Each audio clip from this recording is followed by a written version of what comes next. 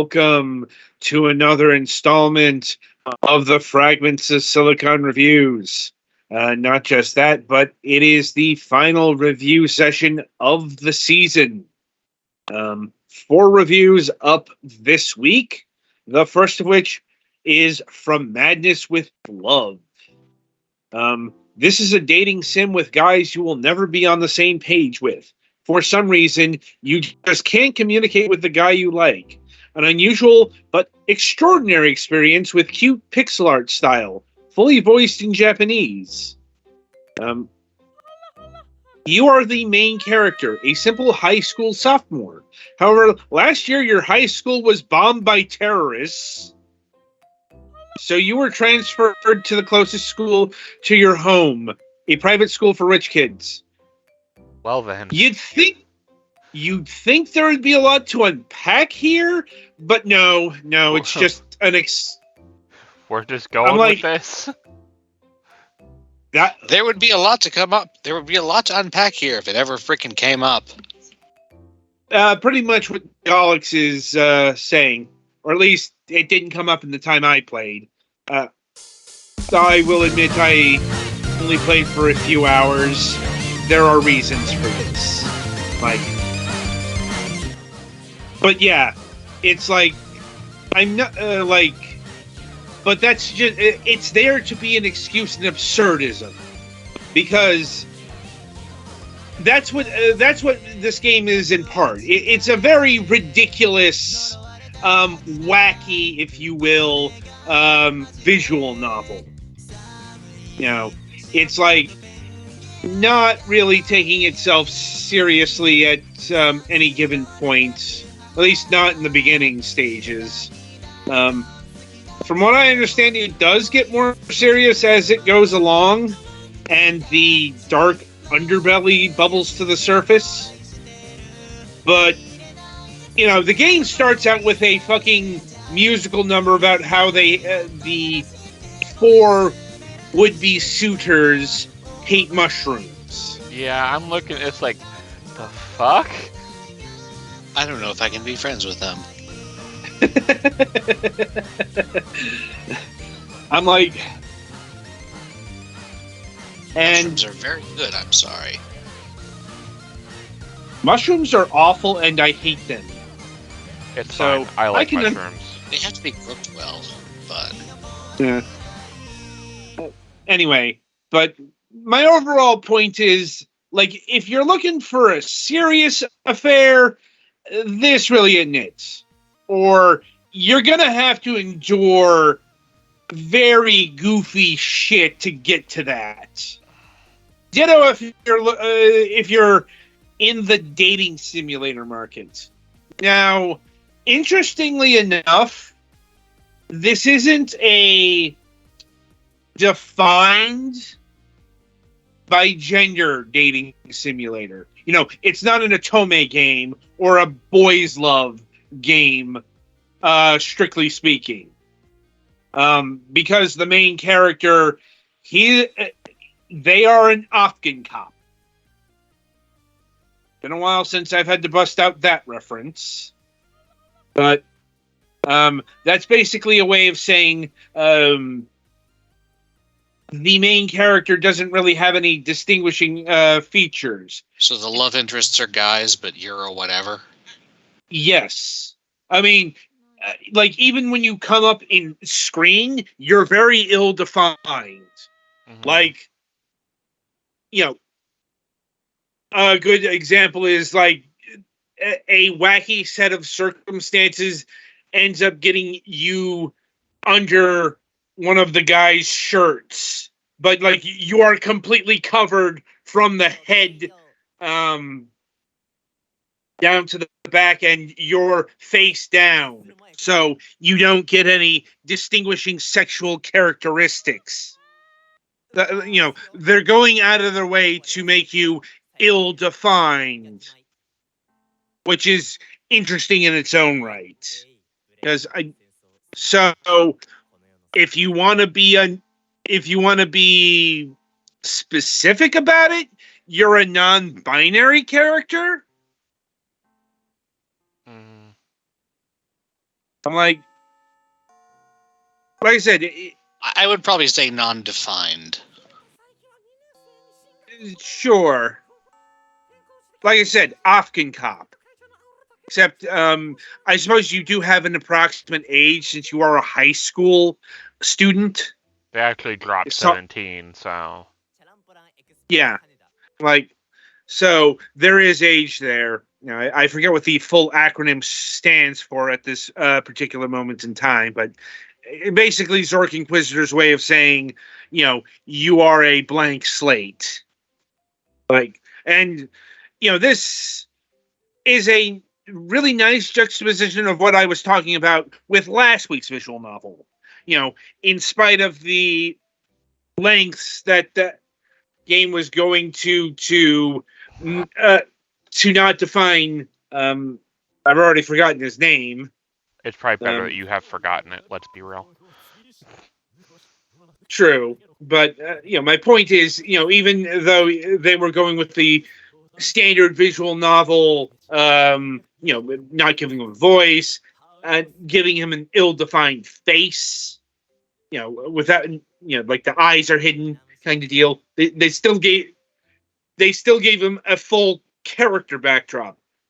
You know, you still get, you know, an internal monologue in this game because, you know, because it's still a visual novel and you have to have some sort of interiority to your personage. But like I said, you know, you're not defined by a name or a personality per se or anything of that nature.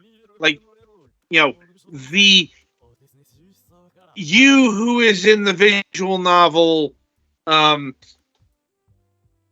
is kept as ill-defined as possible under the circumstances. I will admit, it's one of those tight lines to walk, but I think it does a reasonable enough job, especially given how ridiculous everything is. One of the dudes just said my pizzas are salted, so yeah, we are in a place. Yeah, Dude, who wouldn't want to eat an unsalted pizza? Yeah, I'm like, yeah, get used to a lot of, how do I put this? I don't want to say postmodern. I'm like, I guess for lack of a better term, Adult Swim, you know, maybe more early to mid 2000s internet humor kind of humor. Basically, a lot of humor where random is equal to funny. You know, you're going to see a lot of shit that doesn't make any sense. Like, a lot of the time, you know, and that's supposed to be funny because it doesn't make any sense. Yeah, I've never been able to jive with that. Like, you know, just saying random shit isn't in itself inherently funny. You have to actually make that funny in some way. Like, actual joke taking takes skill. Mm-hmm. Okay? Even if you're being random about it. You know, you can't actually be. Here's the irony about random humor. You can't actually be random. Like, or rather, you know, it's going to be that much harder to make people laugh with random. But you don't really have the time to get into the mechanics of comedy. Like, anyway, ultimate point being, you know, this isn't a dating sim that's marketed to a specific demographic. That being said, if you're not into guys in some fashion, this isn't really going to be the visual novel for you. Okay? Because, you know, even taking into account its circuitous attitudes. It's mainly focused on dating and hot guys. Granted, because of its centering, you're not really you're making a lot of decisions at any given moment, but here's the thing. You're really not sure how those decisions are adding up because everything is a farce. So that may be an exercise in frustration.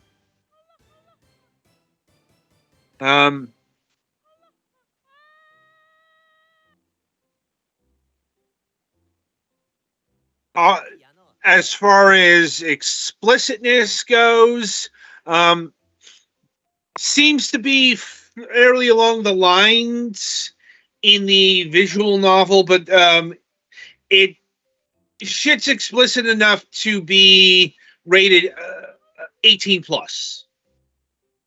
So, but on the other hand, this does have what it's calling streamer mode, which is a mode to censor the naughty bits enough where you won't get your channel taken down. This game's going to break my brain. I just literally got 2 questions. Hey, yeah, what do you like to do? And why do people die for 2 questions I could give this dude? What the hell? This is just what I was... Yeah, this is what I was fucking talking about, wasn't it? What kind of logical chasm do you need to go through for this shit? There's no fucking logic here. It's all random. And it's trying to tell me random, funny, laugh. No. Learn how to build humor. You are not funny, game. Like I said, it's like watching an Adult Swim show. That is terrible. Same methodology and everything. No. I'm seized by the almost unbearable urge to you mean and then name an Adult Swim show, but I can't. That I think is bad, but I can't pick one. I'm like, I can pick there's a few. I'm not saying there isn't one. I'm saying I can't pick one.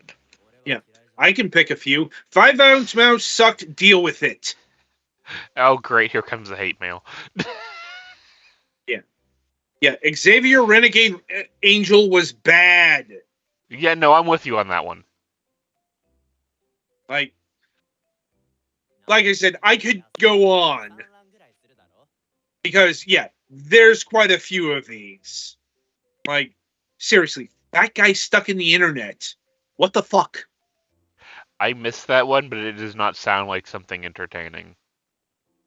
Well, that was a bit more straightforward because, you know, it was what it said on the tin. Like, ditto Assy McGee. Yeah, anyway. Like I said, there's a whole host of Adult Swim shows that are like this thing. I suppose the best analog here is Perfect Hair Forever, although far less racist. Yeah, that show didn't age the best. Yeah. But granted, a lot of things from that time didn't age well. Still no excuse for Minority Team, even back then. Valid. Anyway, the overall point is, if you didn't know better, you might think that this is a bad parody of what a Western's idea of what a Japanese visual novel is. No. This is all Japanese. Like, I want to be clear up front. All the dialogue is in Japanese. Like, I will say the translation, thankfully, wasn't. If it was handled Japan side, actual humans handled it that know English.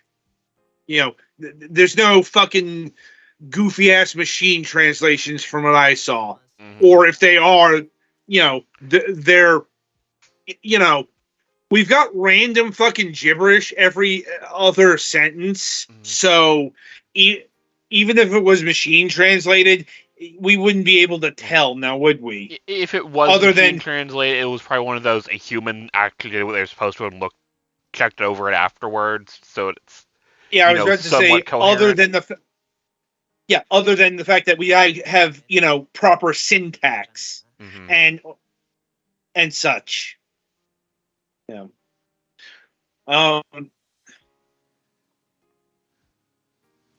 Anyway, that's pretty much the game, if you will. I mean, I guess I could go into a deeper dive of the 4 would-be suitors, or I would beg you don't. Yeah, I'm like, I will say, bit of a, how do I put this? Content warning? Head tilter? One of the candidates, if you will, is the, I'm trying, I don't think, it's not the school nurse, it's the school doctor. Something like that. I think like psychologist or something like that. My point is, one of them is faculty. Yeah. So, that ain't great. Yeah.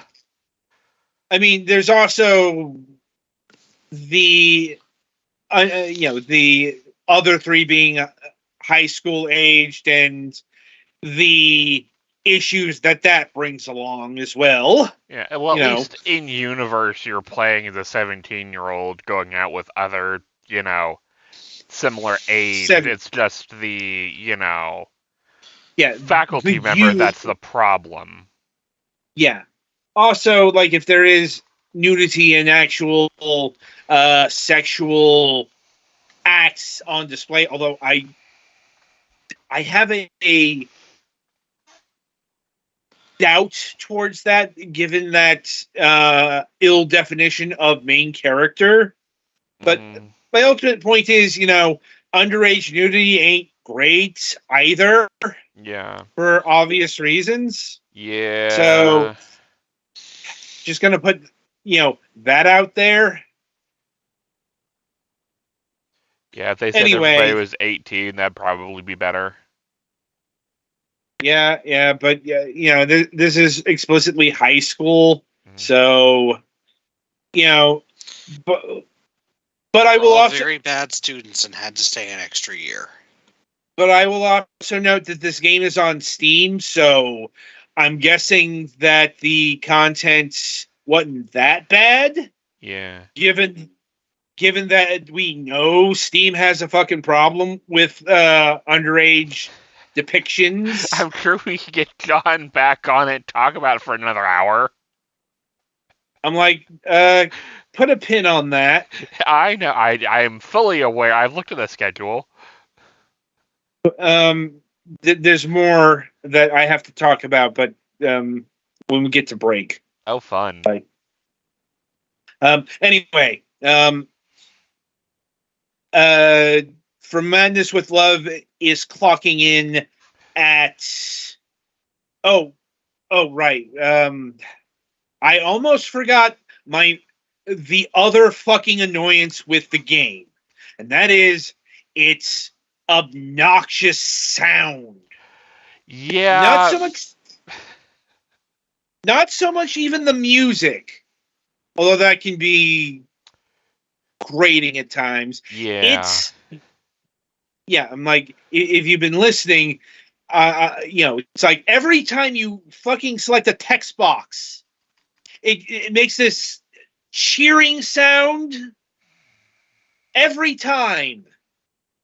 And it just digs under the skin like a chigger. Yeah, it's one of those, I can't tell if they're trying to patronize me or if somebody just thought this was cool. And it does it constantly. every time you have to make a choice, and that comes up fairly frequently. Mm-hmm. Like, I had to mute the entire game because of it. Yeah.